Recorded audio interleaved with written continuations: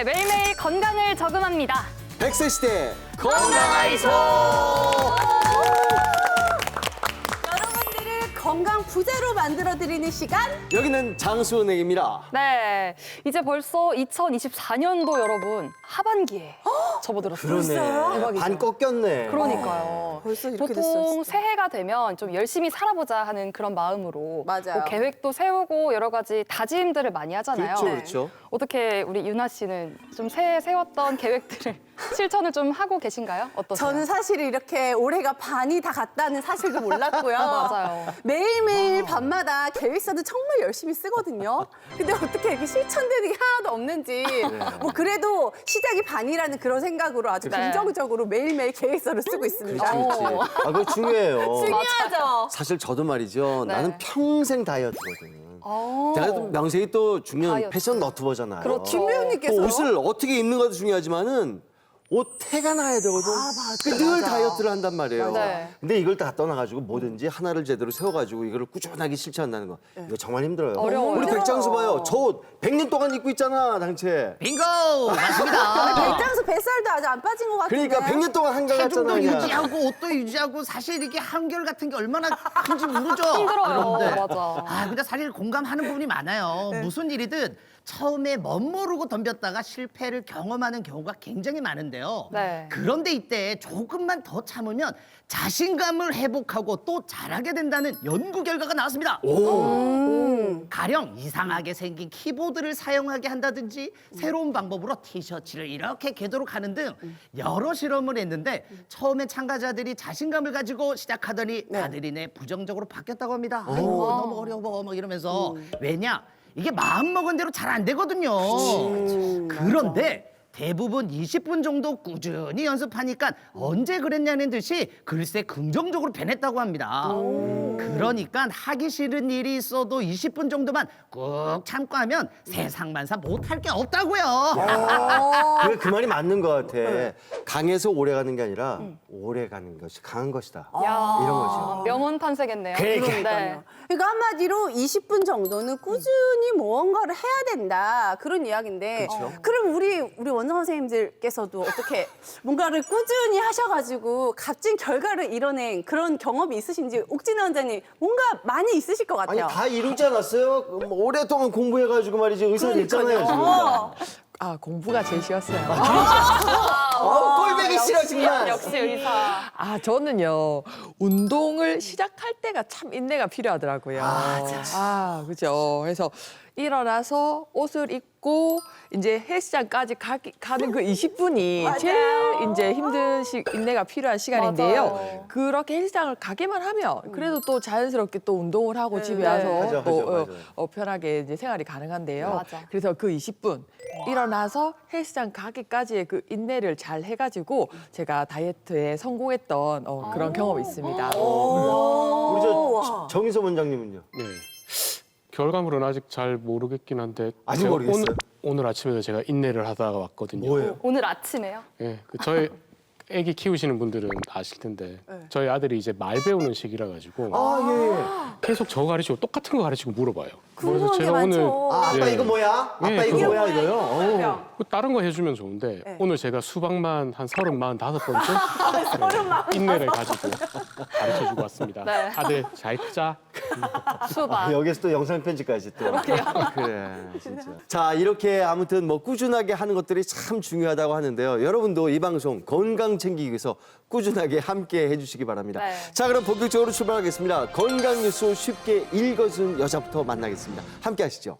네, 안녕하세요. 건강 뉴스 쉽게 읽어주는 여자 오희주입니다. 오늘의 첫 번째 뉴스 키워드는 오메가3입니다. 건강한 사람이 오메가3를 지속해서 복용할 경우 오히려 심장질환과 뇌졸중 발생 가능성을 높일 수 있다는 연구 결과가 나왔습니다. 미국과 영국, 중국, 덴마크 등 공동 연구팀이 최근에 밝힌 결과인데요. 연구에 따르면 오메가3 보충제를 주기적으로 먹은 집단이 그렇지 않은 집단에 비해서 심방세동 발병 위험이 무려 13%나 높아졌고 뇌졸중 위험도 5% 높아졌다고 합니다. 반면 연구 전부터 심혈관 질환이 있거나 또 위험군의 경우에는 오메가3의 보충제 효과가 있는 것으로 나타났습니다. 오메가3 저도 꼭 먹고 있는데 이게 참 챙겨서 드시는 분들 많으실 것 같은데 이거 어떻게 해야 할까요? 예, 사실 뭐 이 연구 결과 하나만 가지고 우리가 뭐 섣불리 단정 짓기는 어려울 것 같습니다. 네. 그래도 제가 시청자 여러분께 한 가지 당부 말씀을 드리고 싶은 건 뭐냐면요. 사실 뭐 본인이 필히 본인의 그 콜레스테롤 수치를 꼭 병원에서 체크를 하셔가지고 과연 콜레스테롤 수치가 높은지 낮은지를 확실하게 아셔서 만약에 콜레스테롤 수치가 높아서 약이 필요하다면 오메가3가 아닌 우리가 의사 선생님한테 꼭 처방을 받으셔서 상담을 받으셔가지고 약을 처방을 받아서 드시는 것을 저는 적극 권유드리고 싶습니다. 네. 두 번째 뉴스의 키워드는 티카그렐러입니다. 급성 관상동맥 증후군 환자를 대상으로 티카그렐러 단독요법을 시행하는 치료법의 효용성과 안전성이 확인이 됐습니다. 국내 한 연구팀은 급성 관상동맥 증후군 환자가 스텐트 삽입술을 받고 3개월 이하로 단축된 이중 항혈소판제 요법 후 티카그렐러를 단독 유지하는 치료법을 연구를 했는데요. 그 결과 기존 12개월 장기 이중 항혈소판제 요법과 비교해 허혈성 사건 발생률에는 차이가 없고 또 출혈성 사건은 46% 줄었다는 연구 결과를 내놨습니다. 원장님, 이게 사실 너무 어려워서 사실 무슨 말인지 잘 모르겠는데 하나하나 설명을 좀 해주셔야 될 것 같아요. 먼저 급성 관상동맥 증후군이 뭔지부터 알려주세요.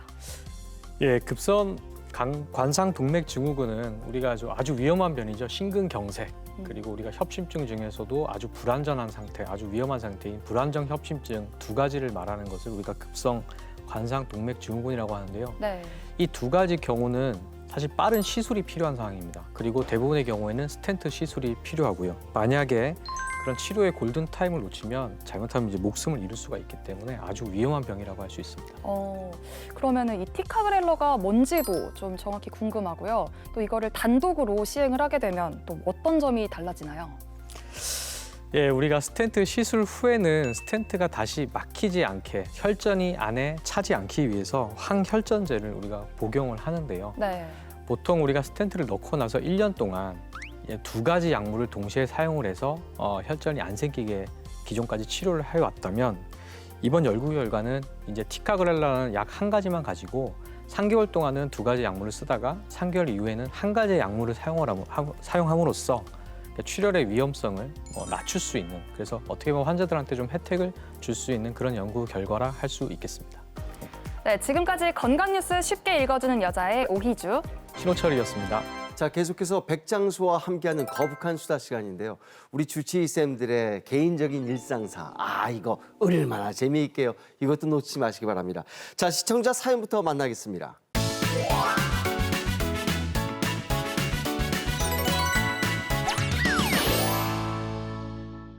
안녕하세요.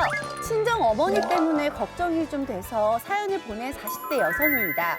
요즘 폭염 경보 관련 긴급 재난 문자도 정말 시도 때도 없이 오고 낮에는 에어컨을 안 켜면 견디기 힘들 정도로 덥잖아요.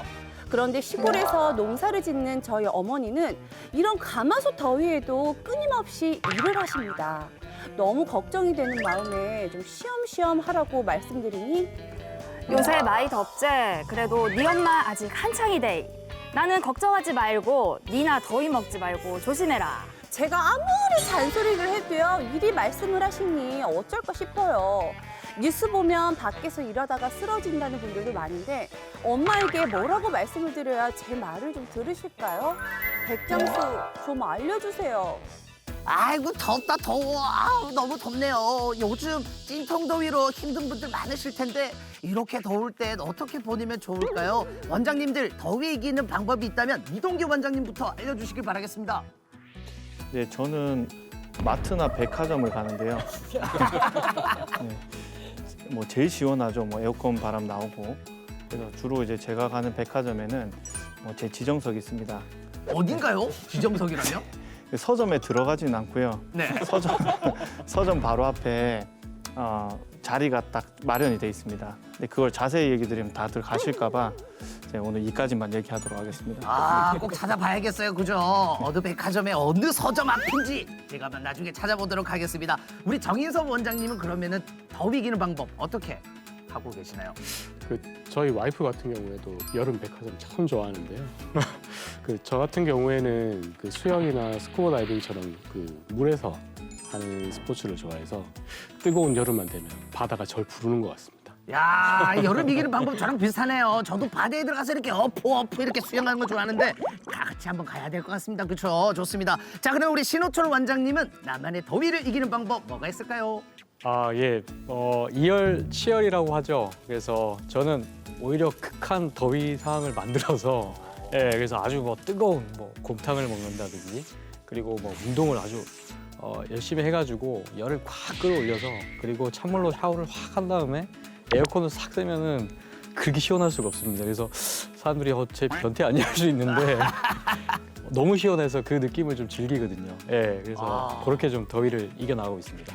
해가 갈수록 지구가 더 뜨거워지고 있잖아요. 이러다 사람이 살 수 없는 온도에 다다를지도 모르겠는데 그렇다면 인간이 버틸 수 있는 한계는 대체 몇 도일까요? 우리가 보통 날씨 얘기를 할 때 보통 온도에만 집중을 하게 되는데 인간이 더위를 느끼는 데는 온도뿐만이 아니라 이제 습도도 중요합니다. 한 연구에서는 온도가 32도씩, 섭씨 32도일 때 습도가 96%면 가만히 있어도 땀이 난다고 하고요. 근데 이 상황에서 이제 습도만 46%로 낮아지게 되면 35도씨 정도가 돼야지 이제 땀이 난다고 합니다. 그러니까 습도가 낮을 경우에는 인간은 웬만한 온도에서도 더위는 좀 참을 수 있다는 이야기인데요. 한 연구에 따르면 사람이 습도 25%인 환경에서 최고 50도씨까지 몸을 지탱하면서 살아갈 수 있지만 그 이상인 경우에 올라가면 위험해질 수 있다고 합니다. 아, 그렇군요. 이 대표적인 또 온열 질환으로는 어떤 게 있을지 신준혁 원장님 좀 알려주세요. 네, 열사병하고 일사병이 있습니다. 우리가 열사병은 무덥고 밀폐된 그런 공간에서 이제 일 운동 같은 걸 해서 몸에 열을 내보내지 못해서 40도씨 이상의 그런 고온이 발생하는 질환으로서 체온 조절 중추가 정상 작동하지 않아서 생기는 그런 질환이고요. 이때는 고열하고 또 의식 장애 그리고 혼수 상태가 나타날 수 있습니다. 그리고 일사병은요, 고온으로 체온이 37도씨에서 40도씨 정도까지로 상승을 해서 적절하게 심장 박동은 유지할 수는 없는데 중추신경계에는 이상이 없는 그런 상태를 말합니다. 어지럼증, 구토, 두통, 복통과 같은 증상이 나타나고 이때 조치하지 않으면 일사병 상태에서 열사병으로 악화될 수가 있습니다. 아, 그렇군요. 폭염특보 내리면 야외 활동 자제하세요, 조심하세요 이러잖아요. 폭염이 우리 몸에 어떤 영향을 미치는지 신호철 원장님 알려주시길 바라겠습니다. 폭염은 온열 질환을 초래할 뿐만 아니라 이게 좀 심장도 열받게 하는데요. 이 여름철 바깥 온도가 높아지면서 자연스럽게 체온도 올라가게 되고 그래서 우리 몸은 이제 체온을 유지하기 위해서 이 심박수가 증가되고 혈관에 이완 작용을 하게 되면서 이제 심장의 부담이 많이 증가가 되게 됩니다. 그리고 탈수로 인해서 몸속에 이런 전해질의 균형이 깨지는데 이게 또 심부전을 일으키기도 하고 또 부정맥을 또 치명적으로 일으키기도 합니다. 또 이게 나이가 많으신 또 고혈압, 당뇨병 환자들 그리고 70대 이상의 고령자 역시 이게 온열 질환에 매우 취약합니다. 제때 조치하지 않으면 정말 위험할 수도 있고 또 증상을 방치하게 되면 뇌신경에도 손상이 오게 되고 자칫하면 목숨을 잃을 수도 있기 때문에 아주 조심을 하셔야 됩니다. 아, 무서워요. 진짜 무섭네요. 그런데 같은 온도라도 유독 더위를 또 많이 타는 사람들이 있잖아요. 특별한 이유가 있을까요, 옥진호 원장님? 네. 최근 들어서 더위를 좀 많이 타게 됐다면 갑상선 호르몬이 너무 많이 분비되는 갑상선 기능 항진증일 수 있습니다. 이는 대사 속도가 지나치게 왕성해지고 에너지 소모가 많아지기 때문에 더위에 민감해지고 땀도 많이 나게 되어 있습니다. 그 외에도 폐경이 되면 에스트로겐이 감소하면서 뇌 시상하부에 체온 조절 중추에 영향을 미치면서 얼굴 쪽으로 열이 확 달아오르게 되고 더위도 쉽게 느껴질 수 있습니다. 그리고 또 우리가 비만한 경우에는 상대적으로 더위를 더 많이 느낄 수가 있는데요.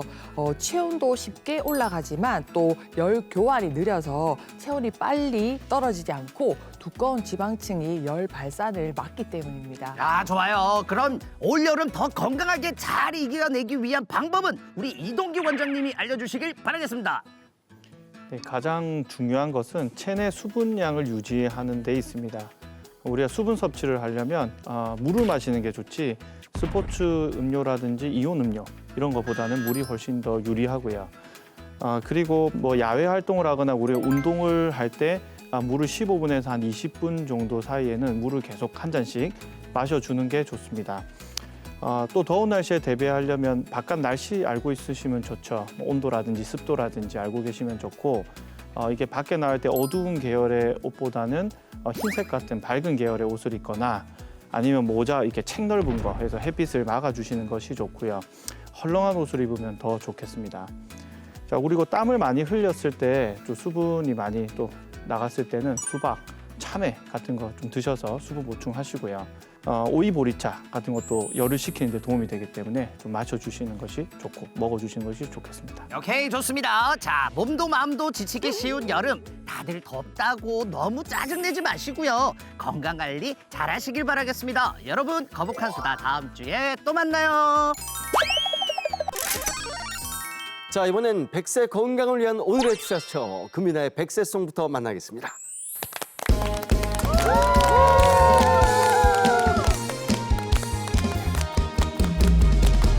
여러분들 안녕하세요.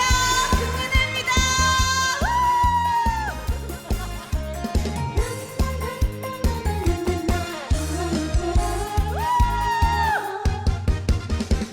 그래요 할 수 있어요.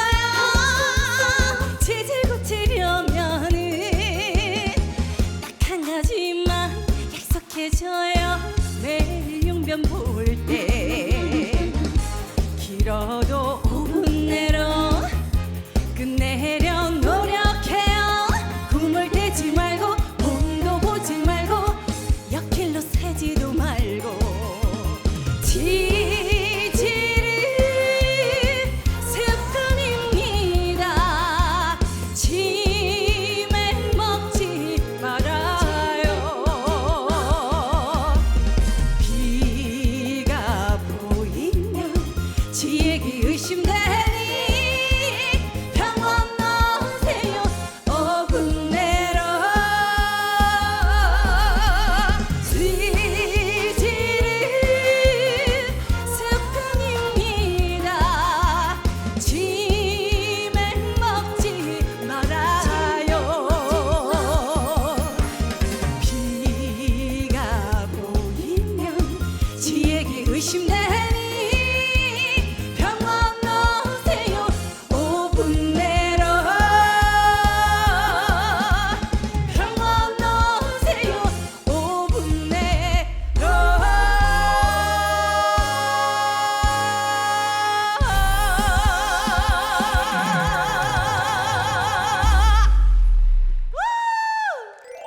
네, 오늘의 투자처 화장실에서는 5분 안쪽으로 치질 치료법을 대공개합니다. 오늘의 주치 바로 모셔보겠습니다.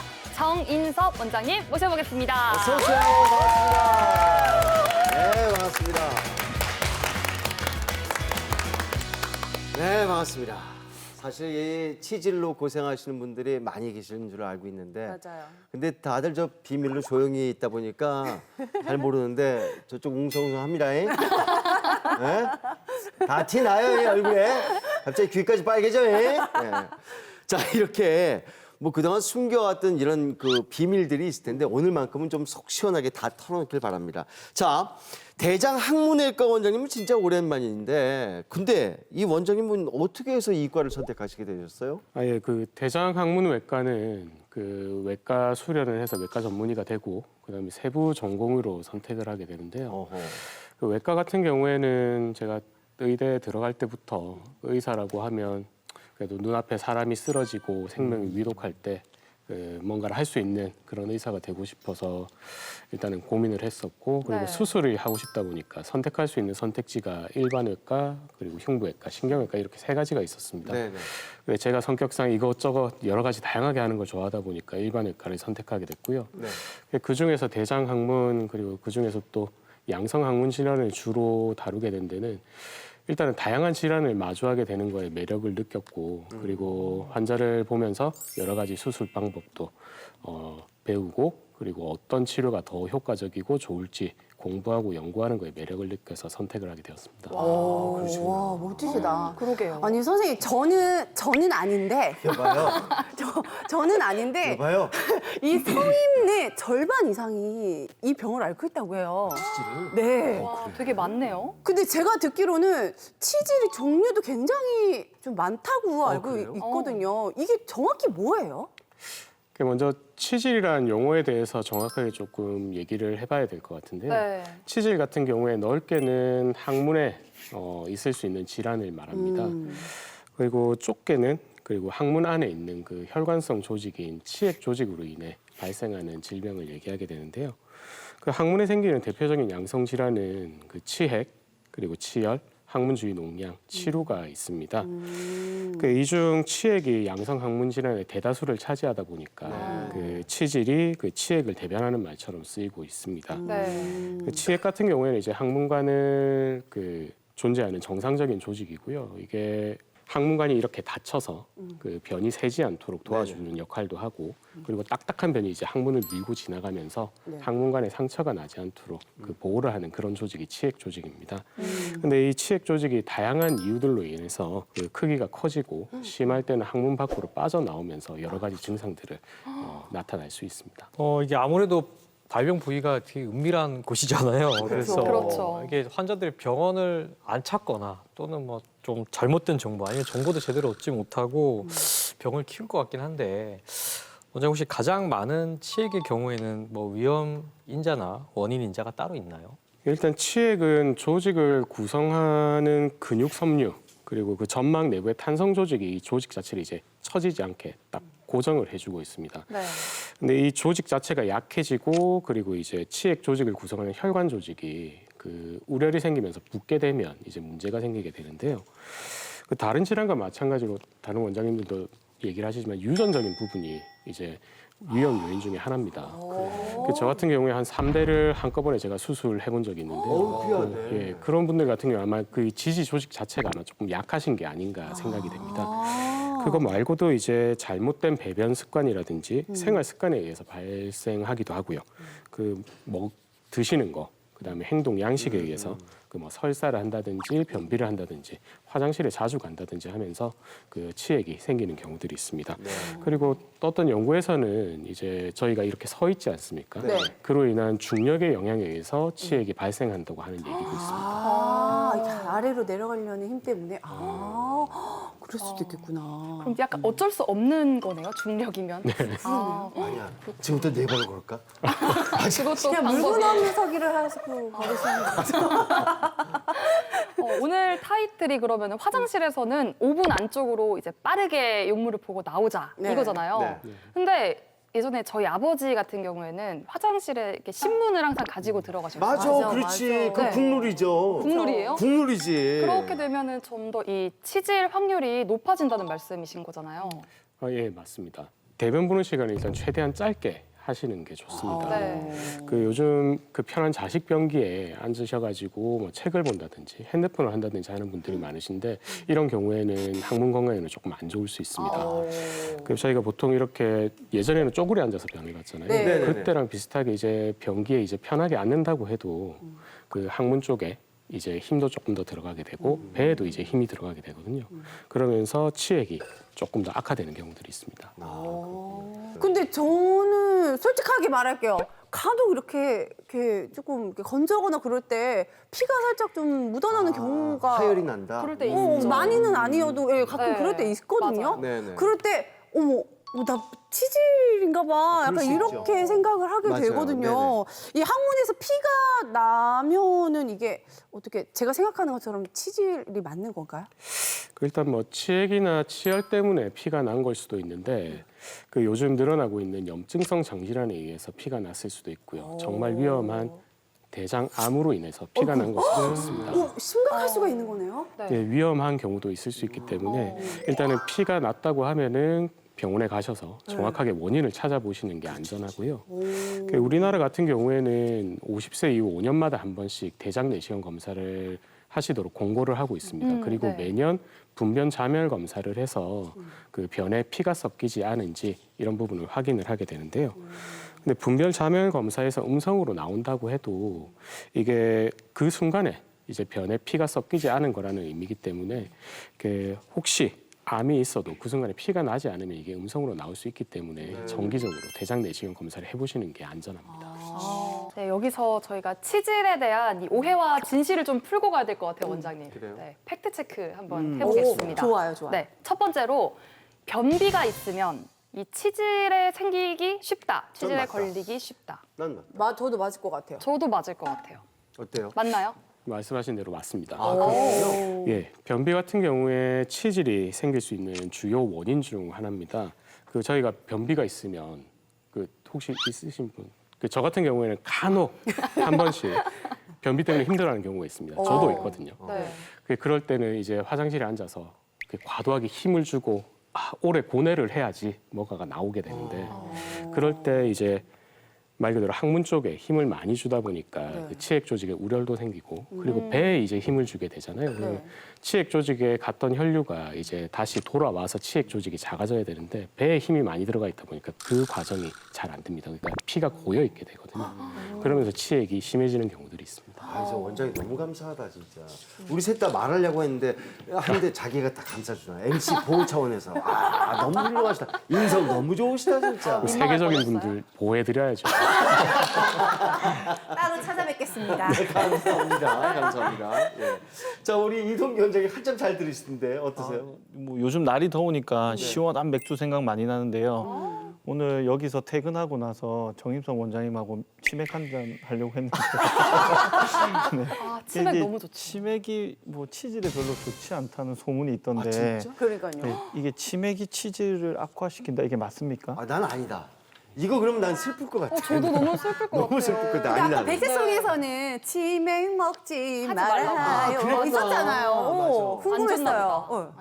그 치맥 저도 참 좋아하는데요. 네. 그 사실 치맥이라고 하기보다는 일단 술과 기름진 음식이라고 하는 게 좀 맞을 것 같은데 두 가지 다 항문 질환에는 조금 안 좋을 수는 있습니다. 그 이제 술 같은 경우에는 뭐 많이 드시게 되면 저희 배도 나오고 간도 안 좋아지고 여러 가지 문제를 일으킬 수 있지 않습니까? 네. 마찬가지 항문 쪽에도 마찬가지예요. 일단 술을 드시게 되면 항문 쪽에 있는 혈관들도 이제 확장이 되고 압력이 높아지면서 치액이 심해지거나 하는 경우도 있고 그리고 저희가 술이랑 기름진 음식을 먹게 되면 저희가 보통 그 다음날 설사를 한다든지 그 말 그대로 장이 조금 안 좋아지지 않습니까? 네. 그 아까 제가 변비가 큰 원인이라고 말씀드렸는데 네. 설사도 마찬가지 치액이라든지 항문 질환을 유발할 수가 있거든요. 그래서 일단 기름진 음식, 술 같은 경우에는 위험 요소가 될 수 있습니다. 저 질문 하나 있는데요. 그러면 삼겹살에 소주도 안 좋아요? 기름진 것과 술의 조합이면 그것도 안 좋은 갑자기 왜 이렇게 소주가 땡기냐? 궁금해서. 삼겹살 좋아하는데. 네. 보통 회식하고 이러면은 삼겹살에 소주 이렇게 기본이죠. 많이 국물이죠. 예. 그래서 사실 삼겹살에 소주 같은 경우에 항문 질환도 그렇고 대장암 같은 경우에도 위험 요인 중에 하나입니다. 그래서 일단 너무 과하지 않게 즐기시는 게 좋지 않을까 싶습니다. 오케이, 알겠습니다. 저는 그럼 세 번째 이게 아마 많은 분들께서 좀 궁금해하실 것 같은데 사실 이거는 보이지 않기 때문에 나만 조금 참으면은 치질은 좀 잘 모를 수 괜찮지 있잖아요. 않을까? 네네. 그렇게 해서 그냥 참다가 이게 암으로까지 조금 변할 수도 있는 건가요? 나는 그럴 수 있다고 봐요. 어때요? 저도요. 암까지 심해지면 예. 대장암? 일단 치질 아까 말씀드린 여러 가지 질환 중에 치루 같은 경우에 일단 암이 되는 경우가 드물게 있을 수 있습니다. 치루가? 예. 네. 치루가 오래되면 그 선암 중에 하나로 바뀌는 경우가 간혹 있고요. 그리고 저희 진료를 보다 보면 콘딜로마라고 해서 항문 쪽에 사마귀가 생겨서 오시는 분들이 간혹 계십니다. 네. 이 콘딜로마를 일으키게 되는 HPV 바이러스가 그 항문암이나 자궁 경부암을 일으킬 수 있기 때문에 콘딜로마 같은 경우에도 암이 될 수 있습니다. 그 일반적인 치핵이나 치열 같은 경우에는 그 암이 되는 경우는 조금 드물긴 하고요. 자, 여기서 잠깐. 이번엔 취질로 고생하다가 수술 잘 받고 회복 중이신 분을 저희들이 한번 찾아가 봤는데요. 자, 지금 화면으로 만나보시죠. 말할 수 없는 고통, 치질. 살기 위해서는 잘 먹고 잘 배설해야 하는데 이 환자의 경우 지난해 난소암 수술 후 변비와 치질이 심해졌다고 합니다. 더 이상 참기 힘든 지경에 이르러서야 수술을 받았는데요. 아프기 전에는 이제 있었는데 그래도 그렇게 뭐 생활하는데 뭐 크게 지장이 있다든지 이런 거는 없었어요. 수술한다는 게 조금 부담스럽더라고요. 이제 변비 때문에 이제 저는 이제 병원에 왔는데 이제 원장님께서 이제 치질이 이렇게 심하다. 제가 항상 이렇게 가스가 이렇게 팍 찬 것처럼 치질이 이렇게 딱 밑에 항문에서 막고 있어서 그렇지 않나. 변을 아직 네. 지금 못 보니까 예. 조금 좀 불편하겠네요. 아직 수술한 지 얼마 안 돼서 지금 치핵 수술해 놓은 부분이 지금 좀 많이 부어 있거든요. 그 치질 자체가 워낙 좀 심하셨잖아요. 이게 그 치핵이 심하다는 얘기를 일단 그 다른 병원에서 듣고 오셨었고요. 난소암으로 이제 항암 치료 수술하시면서 그런 변비 부분이 또 심해지시면서 또 치핵이 좀 더 심해지셨다고 하셨고요. 처음 진찰하고 이제 항문 쪽에 어떤지 살펴봤을 때 일단은 안쪽에 있는 내치핵과 바깥쪽에 있는 외치핵이 같이 커져 있는 복합치핵이고 그 치핵 정도가 항문 밖으로 빠져서 들어가지 않는 사도치핵이었습니다. 수술이 일단 필요한 상태였고 그리고 근본적인 원인이 일단 변비가 심한 부분이 있었기 때문에 변비에 대한 검사 그리고 항문 쪽 상태가 어떤지 정확하게 살펴보기 위한 검사들을 진행을 했습니다. 복합치핵이기 때문에 안쪽에 커져 있는 치핵과 바깥쪽에 있는 치핵 두 가지를 다 일단 해결을 했고요. 그 불편함을 유발했던 그 치핵은 일단 다 제거가 된 상태고 그 통증도 지금 어느 정도 조절이 되는 상태라서 지금 퇴원하시고 이제 일상생활에 복귀가 가능한 그런 상태입니다. 치질은 장시간 앉아있는 현대인에게 발병률이 높은데요. 방치했다간 수술을 피할 수 없을 뿐더러 합병증을 유발할 수 있습니다. 이 환자는 늘어진 치핵 조직을 절제하는 치핵 절제술과 약해진 직장벽을 교정하는 직장류 교정술을 진행했습니다. 치질은 변비와 관련이 깊은 만큼 이후 변비 치료도 할 예정인데요. 수술 경과가 좋습니다. 지금은 수술을 받고 나가지고 이전에 굉장히 이게 복통하고 이게 배에 통증이 엄청 심해가지고 잘 먹지도 못했거든요. 그랬는데 지금은 먹는 것도 잘 먹고 살 것 같아요. 경과가 좋으니 이제 일상으로 복귀할 일만 남았습니다. 지금도 혼자 고민 중인 치질 환자들에게 이 말씀을 전하고 싶다네요. 이제 앞으로는 오늘 하루를 최선을 다해서 생각하고 있습니다. 사실 저 같은 경우에도 부러워가지고 좀 사실 미룬 케이스거든요. 제가 이렇게 경험을 해보니까 빨리빨리 치료를 하는 게 저는 좋을 것 같아요. 그러면은 초기 단계의 치핵은 치료를 어떻게 해주세요? 보통 1, 2도의 치핵인 경우에는 일단 생활 습관 개선을 하고 그리고 증상 호전을 위해서 말초 혈액순환 개선제 그리고 진통제, 연고 등을 이용해서 약물 치료를 할 수가 있습니다. 네. 이런 약물 치료를 했을 때 증상이 없어지는 경우도 있고요. 네. 근데 안타깝게도 이런 증상 호전이 없는 경우에는 그 고무밴드 결찰술이라는 그런 시술이라든지 수술을 통해서 치료를 해야 되는 경우도 있을 수 있습니다. 그리고 이게 치핵 정도에 상관없이 그 변비라든지 설사라든지 그 배변 습관이 어떤지 살펴보고 그 배변 습관이 조금 좋은 방향으로 하실 수 있도록 개선하는 부분도 필요합니다. 무엇이든 좀 빨리 가야 돼요. 그렇지, 증상이 그렇지. 나올 때. 그러니까요. 아니 하여튼 뭐든지 수술 안 하면 좋잖아요. 맞아요. 근데 어쩔 수 그렇죠. 없이 불가피하게 우리가 수술을 해야 되는 경우들이 있지 않습니까? 맞아요. 그러면은 치핵 수술 같은 경우는 좀 어떻게 하나요? 그 치핵 수술은 치핵 절제술 그리고 그 자동 문학기라고 하는 그런 기구가 있습니다. 그 기구를 이용해서 하는 치핵 고정 절제술 그리고 도플러 초음파를 이용해서 치핵으로 가는 그런 혈관을 차지하는 경항문 혈류 차단술 등이 있습니다. 이 중에 치핵 절제술 같은 경우는 가장 오래된 치료 방법이고 그 항문에 있는 정상적인 점막과 피부를 보존하고 그 크기가 커져 있고 문제가 되는 치액 병분만 선택적으로 이제 절제를 하고 그 치액 근위부 안쪽에 있는 부분을 이제 꼬매거나 묶어주는 그런 수술 방법입니다. 근데 이 수술 방법 같은 경우에는 조금 많이 아파요. 네, 많이 아프고 좀 불편한 부분이 있는데 아직까지도 굉장히 좋은 치료법일 때는 많은 선생님들이 아직까지 하고 계신 수술 방법이고요. 그리고 그 원형 문학기라고 하는 그 기구를 이용한 수술 방법은 그 1998년 이탈리아에 있는 안토니오 롱고라는 의사가 처음 그 고안을 하고 시도를 하고 나서 이제 큰 반향을 일으켰던 그런 수술 방법입니다. 그 우리나라 같은 경우에는 2011년도에 이제 보험급여로 이제 허용을 하면서 지금 우리나라에서는 꽤 많은 수술을 이 방법으로 하고 있고요. 근데 치액 절제술하고 비교했을 때 수술 후 통증, 그다음에 뭐 입원 기간, 수술 시간 같은 경우에 굉장히 더 나은 결과를 보이는 그런 수술 방법입니다. 그 예전에는 원장님 그 치질 수술이 사실 치질만큼 아프다고 이제 얘기들 많이 했잖아요.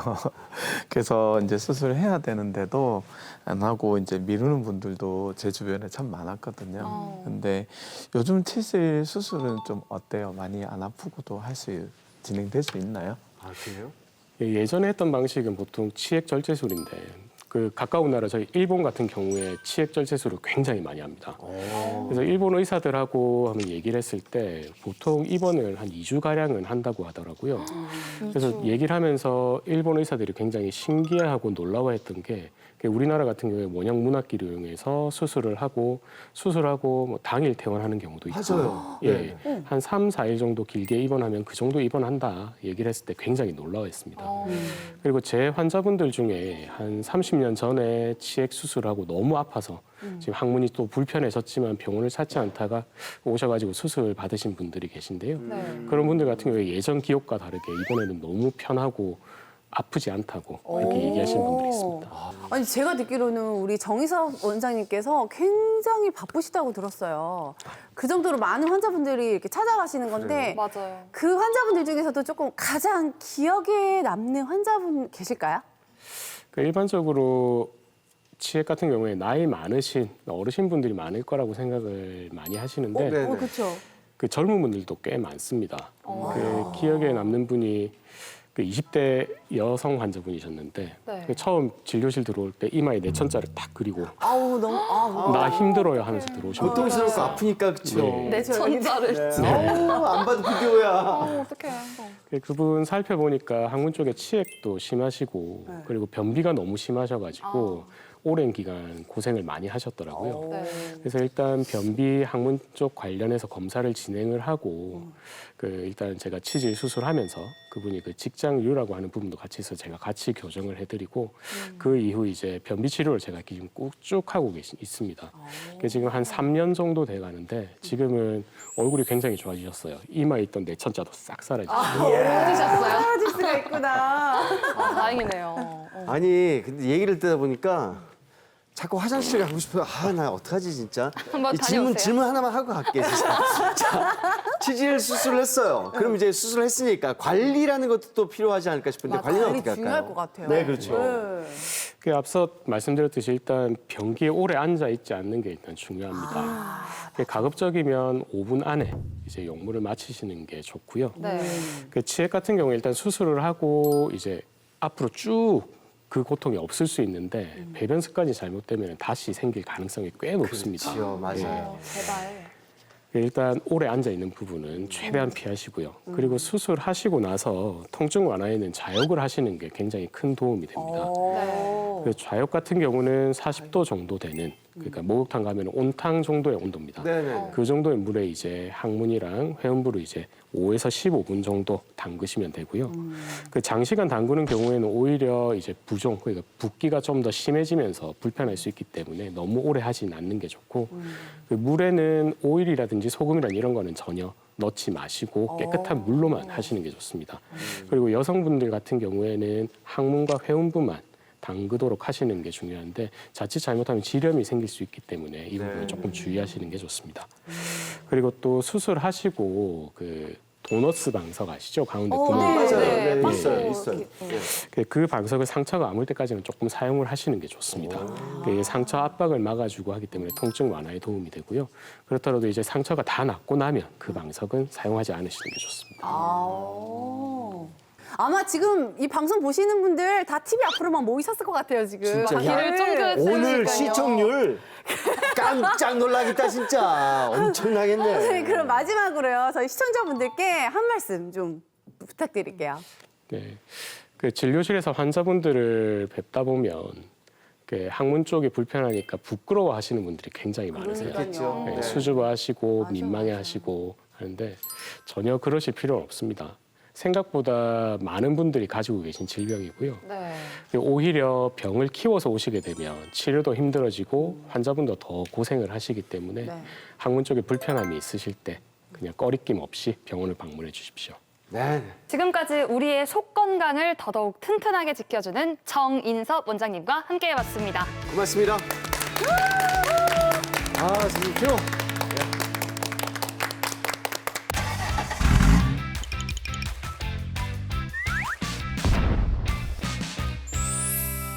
자, 오늘 뭐 먹지 하는 고민이시라면요.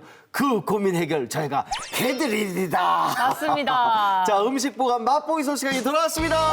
네. 이 시간 제일 기다려지죠? 완전, 그러니까. 완전요. 저 또 완전 기대하고 왔잖아요, 그렇죠. 선생님. 저도, 오늘의 주제로는 어떤 건가요? 저도 고민도 해봤는데 이 여름 더운 날 정말 우리가 땀도 많이 흘리고 힘들 때 수분 폭탄 하면 수분 폭탄 뭐지? 네 시원하게 먹을 수 있는 오이 오이. 요리를 오이, 준비해봤습니다. 오이 너무 네. 좋죠. 오이가 네. 수분이 정말 많아가지고 먹기도 좋지만은 이것도 피부에 양보를 해야 되는데 피부에 뺏기기 싫네.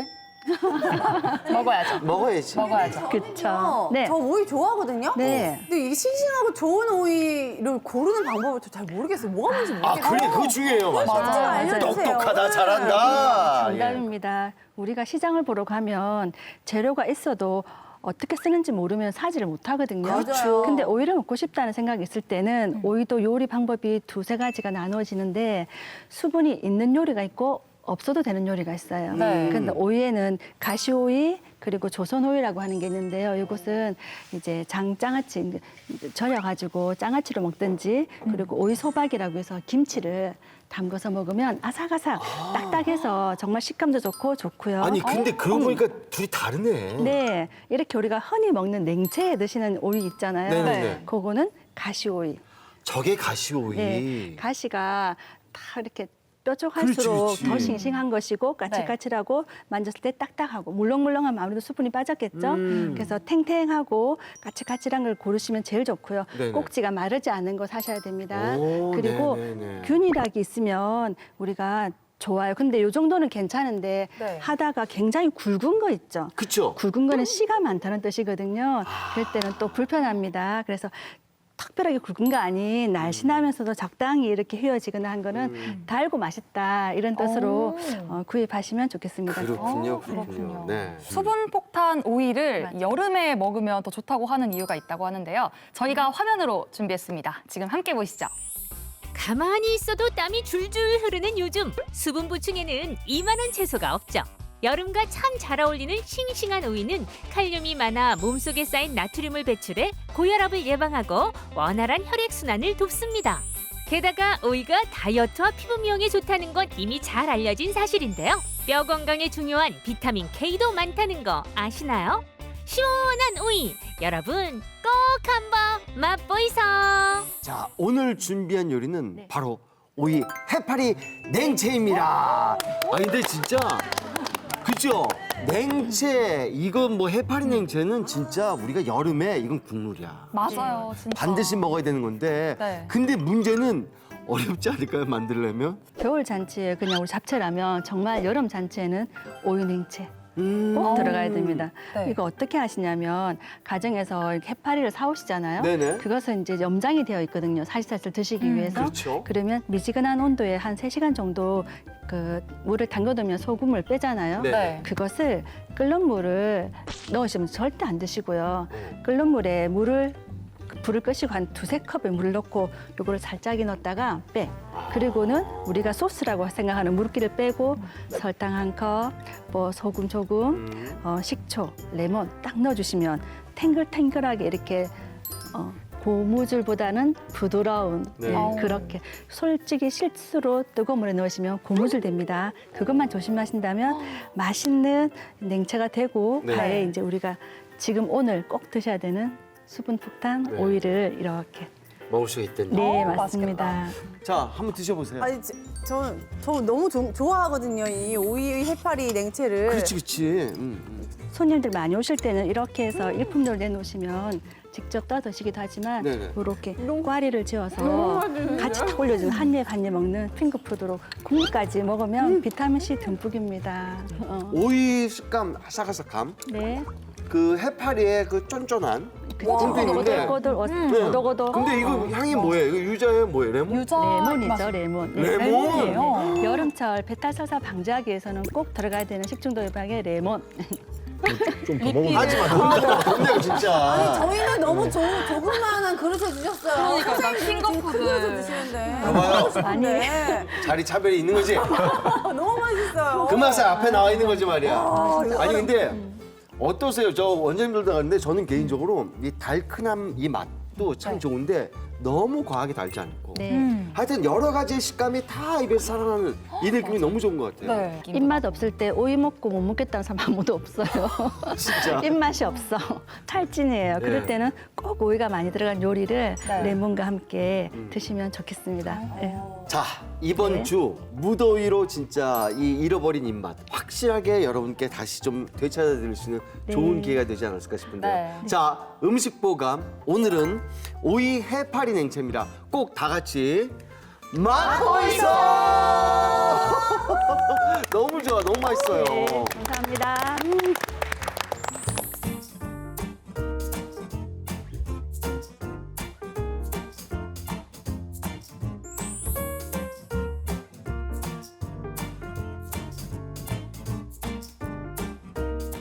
자, 오늘 저희가 준비한 순서는 여기까지입니다. 네, 저희는 다음 주 이 시간에 더더욱 알찬 건강 정보 가지고 다시 찾아오겠습니다. 그때까지 100세 시대 건강하이소! 수고하셨습니다. 프로그램에 참여하신 분들께는 근육이 미래다 크로노스짐에서 선글라스를, 자연주의 키라니아에서 천연 성분 염색제와 기능성 샴푸를, 메디오로에서 여성들을 위한 퍼퓸 미스트를, 동화 속 힐링 카페 송종 올드머그에서 상품권을 드립니다.